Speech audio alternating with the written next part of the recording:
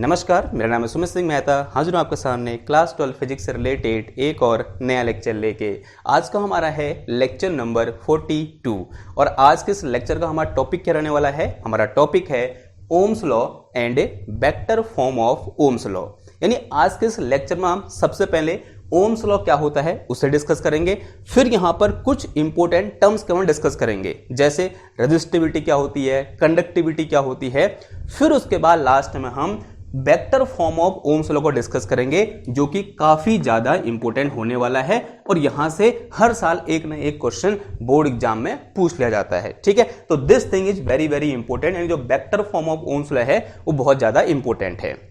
अब हमारे दिमाग में जो पहला क्वेश्चन आता है कि भाई ओम्स लॉ होता क्या है।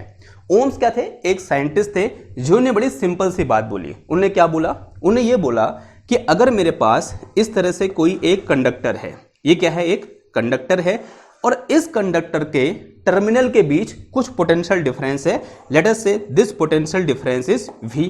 अब ऑब्वियस सी बात है, अगर पोटेंशियल डिफरेंस है तो इसमें क्या फ्लो कर रही होगी? करंट फ्लो कर रही होगी। लेट अस से इसमें कितनी करंट फ्लो कर रही है? I करंट फ्लो कर रही है। देन ओम्स ने एक्सपेरिमेंटली ये पाया कि ये जो पोटेंशियल डिफरेंस है वो इसमें फ्लो करने वाली करंट के डायरेक्टली प्रोपोर्शनल है। और ये रिजल्ट कहां से निकल के आया? एक्सपेरिमेंटली रिजल्ट निकल के आया। बार बार क्या किया? ओम्स ने एक्सपेरिमेंट किए, इस पोटेंशियल डिफरेंस को चेंज किया, फिर करंट को मेजर किया, अगेन पोटेंशियल डिफरेंस को चेंज किया, करंट को मेजर किया और एक इस टाइप का रिलेशन पाया कि potential difference across this conductor is directly proportional to current flowing in this conductor. और एक कंडीशन लगाई, ये रिलेशन तभी ट्रू होगा जब इसकी physical properties are not changing. इसकी फिजिकल प्रॉपर्टी क्या नहीं हो रही है? चेंज नहीं हो रही है। फिजिकल प्रॉपर्टी से क्या मतलब हुआ? फिजिकल प्रॉपर्टी से मतलब हुआ कि भाई इसकी यहां से यहां तक लेंथ कितनी है, इसका एरिया ऑफ क्रॉस सेक्शन कितना है, ए कितना है, इस कंडक्टर का टेम्परेचर कितना है। यानी इसकी लेंथ, इसका एरिया ऑफ क्रॉस सेक्शन, इसका टेम्परेचर सब क्या है? फिक्स है। तब V इज डायरेक्टली प्रोपोर्शनल क्या होगा? I होगा। और जैसे मैं क्या करूंगा, यहां से प्रोपोर्शनल हटाऊंगा तो क्या आएगा? एक कांस्टेंट आएगा। और इस केस में जो कांस्टेंट आता है उसे हम क्या बोलते हैं? R बोलते हैं। Here R is proportionality constant और इसका नाम है, और वो नाम क्या होता है? हम सब जानते हैं, दिस नेम इज रेजिस्टेंस। इसे हम क्या बोलते हैं भाई? रेजिस्टेंस बोलते हैं। और एक इंपॉर्टेंट चीज जो ध्यान देने वाली है वो ये है कि भाई V is directly proportional to I होगा जब इस कंडक्टर की फिजिकल प्रॉपर्टी चेंज नहीं हो रही होंगी। यानी लेंथ हो गया, एरिया ऑफ क्रॉस सेक्शन हो गया, टेम्परेचर हो गया, इनमें कोई भी चेंज नहीं हो रहा होगा। अब जो अभी तक मैंने यहां पर आपको इस तरह से डिस्कस किया वही मैंने यहां पर लिख दिया है। तो ऐसे क्या हो जाएगा? पहले क्या करोगे आप? ओम्स लॉ ऐसे हेड डालो, उसके नीचे लिख दो स्टेटमेंट ऑफ ओम्स लॉ या फिर सिंपल स्टेटमेंट लिखो और उसके आगे लिख के चलेंगे if physical properties like length, area, temperature of a conductor of any conductor आएगा। ठीक है, of any conductor are not changing, are या फिर अनचेंज लिख दो, नॉट चेंजिंग या फिर unchange, then potential difference across conductor is directly proportional to the current in conductor. Simple सी बात है। इसका मतलब क्या हुआ? अगर मैं ये बोलूं if V is potential difference across conductor and I is current in conductor,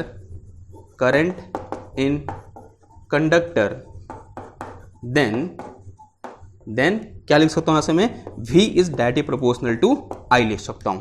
लिख दिया ऐसा मैंने। सही डिस्कशन में क्वेश्चन नंबर 1, इसे क्या बोल दो? इक्वेशन नंबर 1 बोल दो। और अगर आपसे कोई पूछे कि ये रिजल्ट कैसे ओम्स ने निकाला, तो आंसर है एक्सपेरिमेंटली ओम्स ने क्या किया? ये रिलेशन निकाला। बार बार एक्सपेरिमेंट किए, अलग अलग पोटेंशियल डिफरेंस में किसी कंडक्टर में फ्लो करने वाली करंट को मेजर किया और वहां से क्या निकल के आए? बहुत से डेटा निकल के आए और उन डेटा के आधार पर क्या किया? ये कमेंट किया या बोलते हैं ये लॉ बनाया। ठीक, अब जैसे यहां से साइन हटेगा, प्रोपोर्शनल साइन, तो यहां पर क्या आएगा? एक कांस्टेंट आएगा and this constant is proportionality constant. और यहां पर कैसे दिखाते हैं? उसको हम R से दिखाते हैं। Said is equation number 2। इसे मैंने क्या बोल दिया? इक्वेशन नंबर 2 बोल दिया। और V इज इक्वल टू कितना आ गया? IR आ गया। यहां पर जो R है वो क्या है मेरे पास? कांस्टेंट है। और इसे हम क्या बोलते हैं? रेजिस्टेंस ऑफ कंडक्टर बोलते हैं या बोलते हैं रेजिस्टेंस ऑफ मटेरियल बोलते हैं। रेजिस्टेंस ऑफ मटेरियल, जिस मटेरियल से वो कंडक्टर बना हुआ है उस मटेरियल का रेजिस्टेंस कहलाता है क्या, ये R। क्लियर है, यहां तक बात समझ में आ गई आपको। अगर मैं आपसे पूछूं कि बताओ भाई V और I के बीच अगर मैं ग्राफ ड्रॉ करूं तो ग्राफ कैसा आएगा, तो सिंपल सा ग्राफ आएगा, कैसा वाला, कुछ इस तरह से कि अगर मैं ये बोलूं कि this is my V axis and this is our I axis, अगर V इक्वल टू जीरो होगा, अगर V इक्वल टू जीरो होगा तो I भी कितना होगा भाई, जीरो होगा। ऑब्वियस सी बात है, अगर यहां पर पोटेंशियल डिफरेंस कुछ होगा ही नहीं तो करंट फ्लो करेगी नहीं, because current flow due to potential difference. अगर इन दोनों के बीच पोटेंशियल डिफरेंस जीरो है, इसका मतलब दोनों टर्मिनल कहां है, सेम पोटेंशियल में है। अगर पोटेंशियल डिफरेंस जीरो है तो करंट भी कितनी होगी, जीरो होगी, तो करंट क्या हो जाएगी, जीरो होगी। लेकिन जैसे उसके बाद में पोटेंशियल डिफरेंस को बढ़ाऊंगा, यानी जैसे यहां पर कुछ पोटेंशियल डिफरेंस आएगा उसके साथ I कैसे बढ़ेगा, लीनियरली बढ़ेगा। ये कैसा रिलेशन है, एक लीनियर रिलेशन है, यानी y is equal to mx को क्या कर रहा है, ये फॉलो कर रहा है। y is equal to mx is equation of straight line which is passing through centre, यहां बोलते हैं which is passing through origin. तो ग्राफ कैसा आएगा भाई, ऐसा ग्राफ आएगा।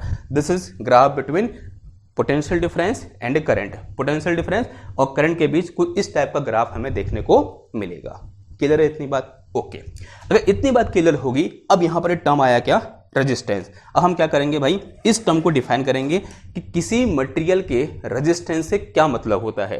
तो उसके लिए मुझे ये चीजें मिटानी पड़ेंगी, ये चीज नोट करने की जरूरत नहीं है, ये नोट कर लिया होगा, यही क्या है, हमारा ओम्स लॉ है। नेक्स्ट इन डालो क्या, रेजिस्टेंस। क्या होता है रेजिस्टेंस, आप सब लोगों ने थोड़ा बहुत रेजिस्टेंस के बारे में पढ़ा हुआ है, और जो रेजिस्टेंस है, जो वर्ड है, उससे भी बहुत सारी चीजें क्या हो रही हैं, क्लियर हो रही हैं। तो हेडिंग कार्ड क्या है हमारे पास, रेजिस्टेंस। क्या होता है रेजिस्टेंस, बताओ। देखो रेजिस्टेंस का मतलब है क्या, अगर मैं इसके सिंपल इस वर्ड की मीनिंग आपसे पूछूं कि भाई रेजिस्टेंस का मतलब क्या है, बाधा डालना, या बोलते हैं रुकावट डालना।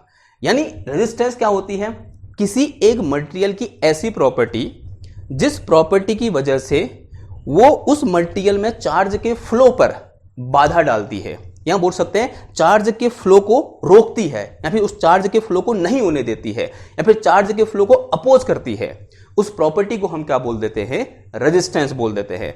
अगर मैं थोड़ा आपको किताबी भाषा में बोलूं तो क्या बोल दूंगा, resistance is a property of any material due to which, यहां बोलते हैं virtue of it oppose flow of charge in that material. यानी जिस वजह से उस मटेरियल पर चार्ज की फ्लो क्या करेगा, अपोज करेगा, और मटेरियल की यह प्रॉपर्टी क्या कहलाती है, उस मटेरियल का रेजिस्टेंस कहलाते हैं। कैसे डिफाइन करोगे, तो लिख के चलेंगे, रेजिस्टेंस लिखो, resistance is a property of any material virtue of it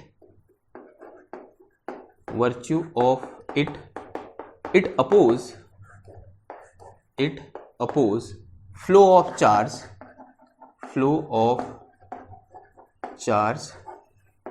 in that material। ठीक है, जिसकी वजह से वो उस मटेरियल में चार्ज के फ्लो क्या करेगा, अपोज करेगा। देखो अगर मैं कंडक्टर की बात करूं, ये अपोज क्यों होता होगा, जरा समझो। अगर मैं कंडक्टर की बात करूं तो कंडक्टर में जब हम पोटेंशियल डिफरेंस लगाते हैं, एक्चुअल में क्या मूव करता है, पोटेंशियल डिफरेंस लगाने का मतलब बैटरी लगाना। ठीक है, इस तरह से मैंने क्या लगाई, एक बैटरी लगाई यूं करके, और यानी सेल लगा दिया, बैटरी लगा लिया, का पोटेंशियल डिफरेंस कितना है, V है। तो इन दो टर्मिनल का पोटेंशियल डिफरेंस कितना हो जाएगा, V हो जाएगा। यहां पर ये पॉजिटिव हो जाएगा ये टर्मिनल नेगेटिव, इलेक्ट्रिक फील्ड किस डायरेक्शन में आएगा, इस डायरेक्शन में। ठीक है, ये हमने पढ़ा हुआ है। इसके अंदर क्या होंगे भाई, फ्री इलेक्ट्रॉन होंगे, और जैसे ही इसके अंदर इलेक्ट्रिक फील्ड आया, जो फ्री इलेक्ट्रॉन है वो इलेक्ट्रिक फील्ड के अपोजिट डायरेक्शन में क्या होंगे, एक्सेलरेट होंगे। लेकिन यहां क्या होते हैं, पॉजिटिव आयंस भी होते हैं जो कि फिक्स होते हैं, या बोल सकते हैं अपनी जगह पर छोटा अमाउंट ऑफ क्या होते हैं, वाइब्रेट करते हैं, लेकिन मूव नहीं करते हैं। यानी अप्रोक्सीमेटली ये क्या है, ये आयंस क्या है भाई, फिक्स है। अब यहां पर मूव कौन करता है, एक्चुअल में इलेक्ट्रॉन मूव करते हैं, कहां की ओर, इधर की ओर। लेकिन जैसे ही मूव करेंगे इनके रास्ते में क्या आ जाएंगे, ये आयंस आ जाएंगे। जैसे इलेक्ट्रॉन मूव करेगा इसके रास्ते में क्या आएगा, आयंस आएगा। यानी यहां पर ये जो अपोज हो रहा है, कौन कर रहा है अपोज, ये आयंस अपोज कर रहे हैं। और यही किसकी तरह काम करते हैं, यहां पे इन्हीं की वजह से क्या होता है, किसी एक कंडक्टर में रेजिस्टेंस होता है। क्योंकि अगर ये नहीं होते तो इलेक्ट्रॉन जुप ऐसे फ्लो कर जाते, लेकिन ऐसा होता नहीं है। इलेक्ट्रॉन जैसे ही एक्सीलरेट होते हैं, किससे टकराते हैं, आयन से टकराते हैं, और जितनी भी वेलोसिटी उन्होंने गेन की है सब क्या कर देते हैं, लूज कर देते हैं। और एक्चुअल में क्या करते हैं, ये इलेक्ट्रिक फील्ड के अपोजिट डायरेक्शन में ड्रिफ्ट करते हैं, ऐसे करके, ऐसे ज़ूज़ करके नहीं जाते हैं, क्या होता है, ड्रिफ्ट होता है। तो जो ड्रिफ्ट हो रहा है किसकी वजह से हो रहा है, इन आयंस के द्वारा लगाए गए रेजिस्टेंस की वजह से हो रहा है। आपको यहां पर थोड़ा बहुत फील आ रही होगी कि भाई किस तरह से कंडक्टर के अंदर रेजिस्टेंस नामक प्रॉपर्टी काम करती है, यानी रेजिस्टेंस किसकी वजह से हो रहा है, इन आयंस की वजह से हो रहा है। थोड़ा क्लियर हुई बात, ओके। अगर इतनी बात समझ में आ गई नाउ, तो this is our resistance, definition of resistance, और कंडक्टर में रेजिस्टेंस इस तरह से होता है, क्लियर बात, ओके। नाउ अगर मैं रेजिस्टेंस को यहां से लिखना चाहूं from equation number 2, since we know V is equal to क्या होता है हमारे पास, आई आर होता है या फिर आर आई होता है, तो आर इज इक्वल टू कितना आ जाएगा यहाँ से, V अपॉन आई आ जाएगा। तो ratio of potential difference and current is equal to resistance, ठीक है। तो रेजिस्टेंस है वो पोटेंशियल डिफरेंस और करंट के रेशियो के बराबर होता है किसी एक कंडक्टर में। लेकिन ध्यान देना, क्या किसी एक कंडक्टर का रेजिस्टेंस इस पोटेंशियल डिफरेंस और इसमें फ्लो करने वाली करंट पर डिपेंड करता है? अगर यहां पर करंट I है, पोटेंशियल डिफरेंस V है और R is equal to V upon I, ये फॉर्मूला मेरे पास ओम्स लॉ से निकल के आया। अब सवाल ये है, क्या ये रेजिस्टेंस इस पोटेंशियल डिफरेंस और करंट पर डिपेंड करेगा या फिर नहीं करेगा? यानी पोटेंशियल को बढ़ाने पर क्या R बढ़ेगा या घटेगा या फिर सेम रहेगा? आंसर है सेम रहेगा। This resistance does not depend upon potential difference and current in that conductor because it is property of material। किसकी प्रॉपर्टी है भाई? ये मटेरियल की प्रॉपर्टी है। ये मटेरियल की डायमेंशन पर डिपेंड करता है, वो मटेरियल किस टाइप का है उस बात पर डिपेंड करता है, उस मटेरियल का टेम्परेचर कितना है उस बात पर डिपेंड करता है, ना कि उस मटेरियल के टर्मिनल के बीच पोटेंशियल डिफरेंस कितना है। It is independent from V and I, लेकिन फॉर्मूले में R is equal to V upon I आ रहा है। यहां से लग सकता है आपको कि R किस पर डिपेंड कर रहा है, पोटेंशियल डिफरेंस और I पर डिपेंड कर रहा है। इट इज सेम लाइक हमने एक फॉर्मूला पढ़ा था क्या, Q is equal to CV, और C इज इक्वल टू क्या होता है, Q अपॉन V होता है। और यहां से ऐसा फील आता है कि this capacitance depend upon charge and potential difference, but it is not true. This depend upon geometry of capacitor, उस पर डिपेंड करता है ये, और उसके बीच में क्या डाइलेक्ट्रिक डाल रखा है उस पर डिपेंड करता है। इन ए सेम वे यहां से लग सकता है कि this resistance depend upon potential difference and current in conductor, but it is not true. This resistance depend upon R depends upon, किस पर डिपेंड करता है, पहली चीज तो डिपेंड करता है किस पर भाई, ज्योमेट्री पर। किस पर? ज्योमेट्री पर। ज्योमेट्री का मतलब क्या हुआ, लेंथ पर और एरिया पर। L for length, A for area. किस पर डिपेंड करता है, लेंथ पर डिपेंड करता है, एरिया पर डिपेंड करता है। दूसरा किस पर डिपेंड करता है भाई, ये डिपेंड करता है मटेरियल पर, टाइप्स ऑफ मटेरियल, कॉपर है, एल्यूमिनियम है, या फिर सिल्वर है, या फिर प्लास्टिक है, या वुड है, या फिर वाटर है, क्या है मटेरियल, ठीक है, उस बात पर डिपेंड करता है। टाइप ऑफ मटेरियल पर डिपेंड करता है, ठीक है। और हर मटेरियल का रेजिस्टेंस क्या होता है, अलग अलग होता है। उस तरीके से तीसरा डिपेंड करता है किस पर, ये टेम्परेचर पर डिपेंड करता है। किस पर डिपेंड करता है भाई, टेम्परेचर पर। किस पर डिपेंड करता है, टेम्परेचर पर। टेम्परेचर के साथ रेजिस्टेंस क्या हो जाता है, चेंज हो जाता है। क्लियर बात? तो इन चीजों पर क्या करता है, हमारा रेजिस्टेंस डिपेंड करता है। अभी हम पढ़ेंगे कि कैसे लेंथ पर डिपेंड करता है, कैसे एरिया पर डिपेंड करता है, साथ ही साथ कैसे टेम्परेचर पर डिपेंड करता है, वो अभी आएगा, ठीक, आगे डिस्कस करेंगे।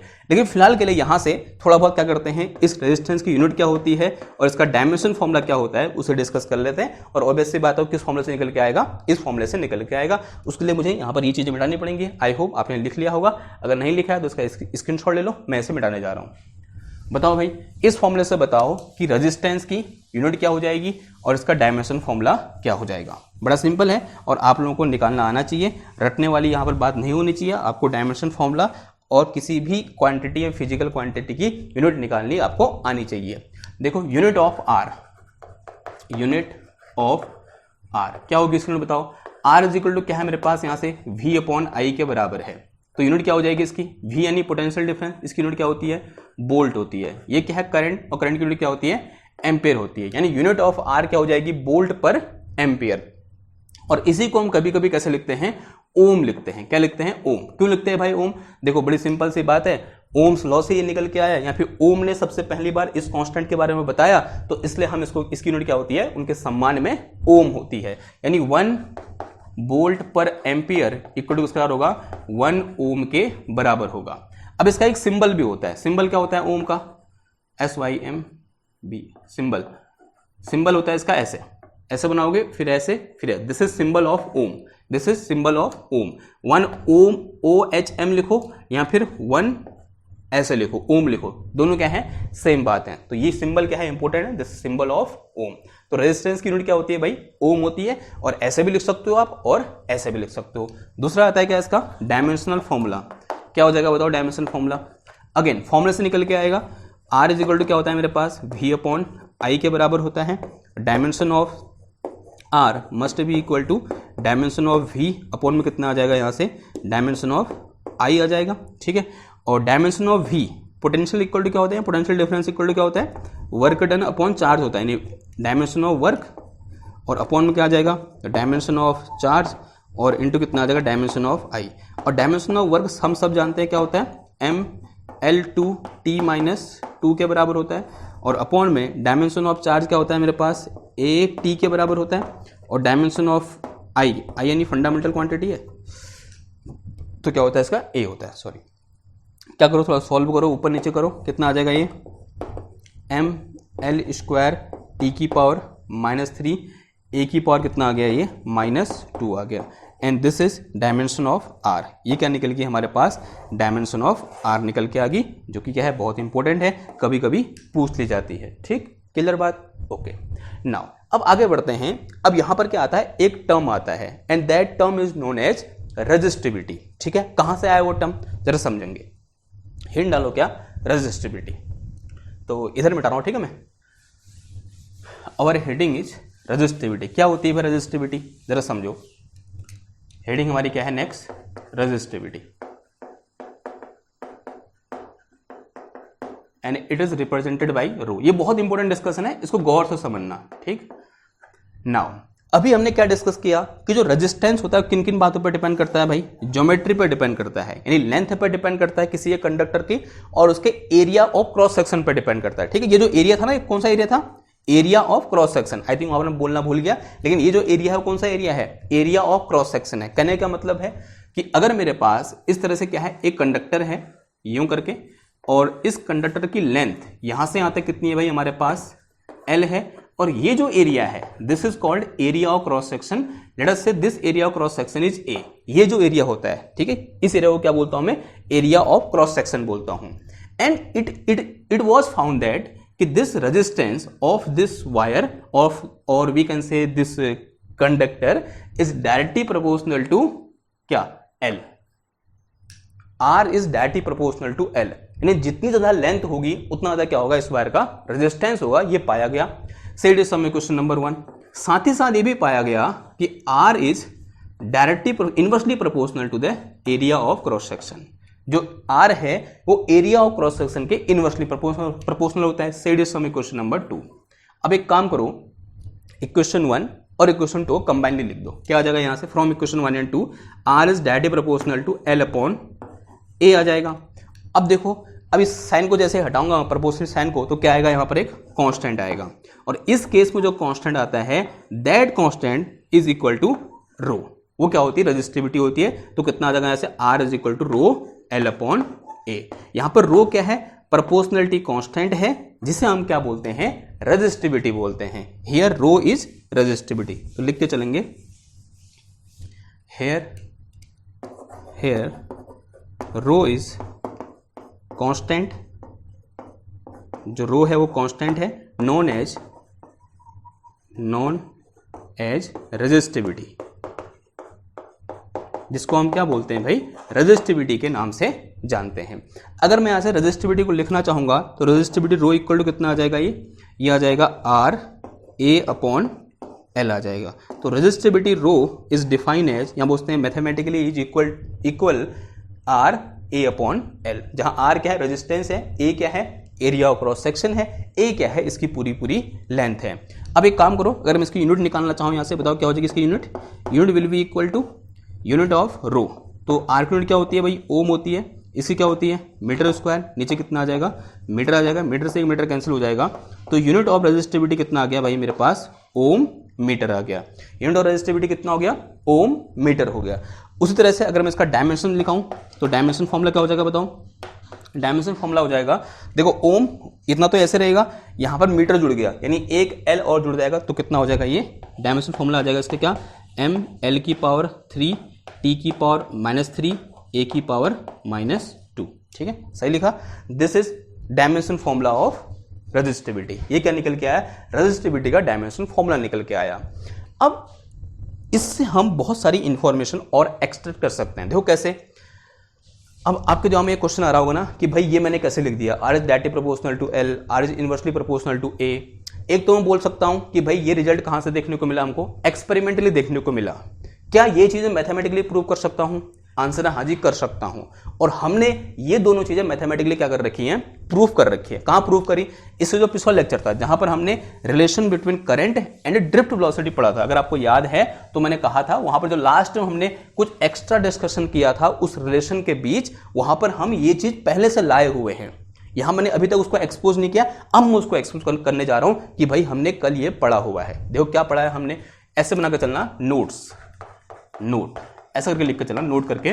Since we know I is equal to क्या होता है, N E A V D होता है। अगर जहां वी डी क्या है, ड्रिफ्ट वेलोसिटी है, जिसकी वैल्यू कितनी होती है भाई, ए इंटू टाउ के बराबर होती है। और इसको मैं क्या लिखता हूं, वी डी इक्वल टू ए यानी एक्सेलरेशन, ये किसकी वैल्यू किस बराबर होती है, E capital E upon mass of electron into tau के बराबर होती है। और अगर मैं ये बोलूं कि इन दो टर्मिनल के बीच पोटेंशियल डिफरेंस कितना है भाई, v है, और इसकी लेंथ कितनी है, l है, then this electric field must be equal to v upon l। तो कितना आ जाएगा ये ml और इंटू कितना आ गया, टाउ आ गया। ऐसा कैसे लिखा मैंने, since we know that e is equal to कितना आ जाएगा, v अपॉन l आ जाएगा। अब एक काम करो, इस vd की वैल्यू उठाओ इधर रख दो, तो यहां से मेरे पास क्या निकल के आया, i is equal to N E A, vd की वैल्यू कितनी है मेरे पास, e v upon M L और इंटू कितना आ गया, टाउ आ गया। तो यहां से मेरे पास I is equal to N E square A, और कितना बचा यहां से, टाउ बच गया, और अपॉन में कितना आ गया, m आ गया, और इंटू में कितना आ गया, ये v अपॉन l आ गया। ठीक है, a भी है, हाँ a इधर आ गया। अब एक काम करो, इस i को इधर ले आओ और इसको क्रॉस मल्टीप्लाई कर दो। इसे मैं क्या लिखता हूँ, देखो m upon N E square A into L upon A is equal to कितना आ जाएगा, v अपॉन आई आ जाएगा। सिंपल क्या किया मैंने, इस आई को इधर ले आया और इस एम एल को इधर ले आया, और ये ऊपर जो टर्म है उसको नीचे ले आया मैं। ठीक है, दिख रहा है आपको, क्रॉस मल्टीप्लाई कर दिया यूं करके, यानी थोड़ा सा क्या रीअरेंज कर दिया मैंने। तो यहां से मेरे पास v upon I is equal to कितना आया, m upon N E square, ये दो बार ई कैसे आएगा, सॉरी ए कैसे आएगा, दो बार टाउ है। ठीक है, एन ई स्क्वायर टाउ इंटू कितना आ जाएगा, ये एल अपॉन ए आ गया। इतनी बात समझ में आई आपको। नाउ ये v अपॉन आई क्या होता है भाई, r होता है, तो यहाँ से r इक्वल टू कितना आ गया, ब्रैकेट में m upon N E square tau और इंटू कितना आ गया, l अपॉन ए निकल के आया। ये किसके लिए निकल के आया, एक कंडक्टर के लिए जिसकी लेंथ कितनी है भाई, l है। ये कंडक्टर है, इसकी लेंथ कितनी है, यहाँ से यहाँ तक l है, एरिया ऑफ क्रॉस सेक्शन कितना है भाई, a है। यहाँ पर जो n है वो क्या है मेरे पास, इलेक्ट्रॉन डेंसिटी है, और जो टाउ है वो क्या है मेरे पास, रिलैक्सेशन टाइम है, और जो m है वो क्या है मेरे पास, मास ऑफ इलेक्ट्रॉन है, मास ऑफ इलेक्ट्रॉन है। और क्या बचा यहाँ पर, सभी हो गया। और E क्या है यहाँ पर, चार्ज ऑन इलेक्ट्रॉन, यानी 1.6 इंटू 10 की पावर -19 कूलम के बराबर है। अब कोई ऐसी चीज है यहाँ पर जो चेंज हो रही है, ये सब क्या है, कांस्टेंट है, m constant, n constant, E constant, relaxation time constant, L constant. जब तक कि मैं इसको कंप्रेस और इसको क्या नहीं कर रहा, मैं ऐसे खींच नहीं रहा, एक्सटेंशन नहीं कर रहा है इसको कंप्रेस नहीं कर रहा, तब तक L क्या है, फिक्स है, तब तक A भी क्या है मेरा, फिक्स है। इसका मतलब दिस R इक्वल टू क्या आया मेरे पास, कांस्टेंट निकल के आया, this R equal to constant. Again यहां से साफ साफ दिख रहा है कि this R is directly proportional to L and this R is inversely proportional to A। वही मैंने यहां पर लिखा हुआ है कि R is directly proportional to L और R is inversely proportional to A।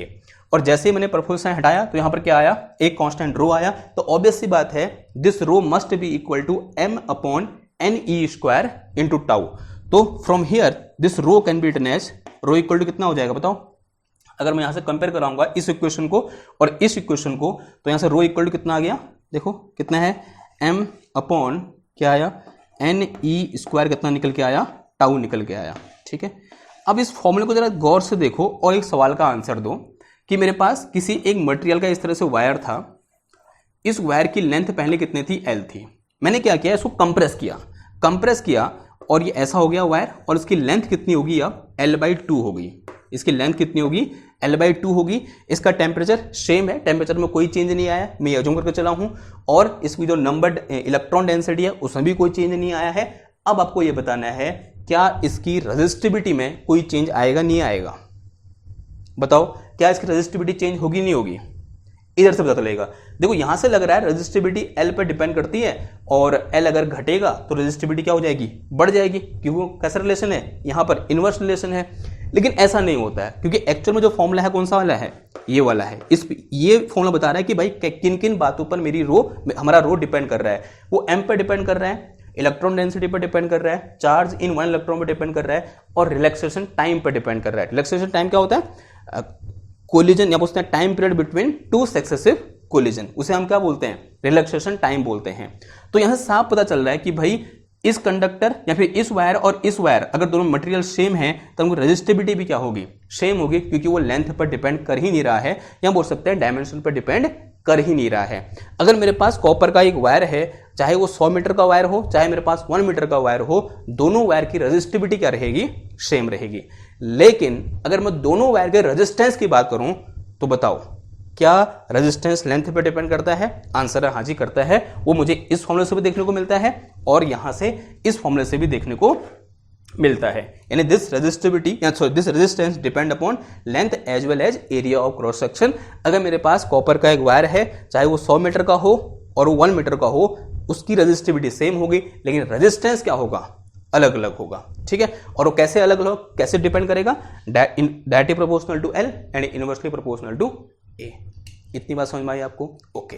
अगर इतनी बात समझ में आई तो this is very very important formula, and this formula tell us कि resistivity of resistance does not change with change in its dimension. अगर मैं किसी भी कंडक्टर की डायमेंशन को चेंज करता हूं, उसकी लेंथ को चेंज करता हूं, उसके एरिया ऑफ क्रॉस सेक्शन को चेंज करता हूं, तब उसकी रेजिस्टिविटी में कोई भी चेंज नहीं आएगा।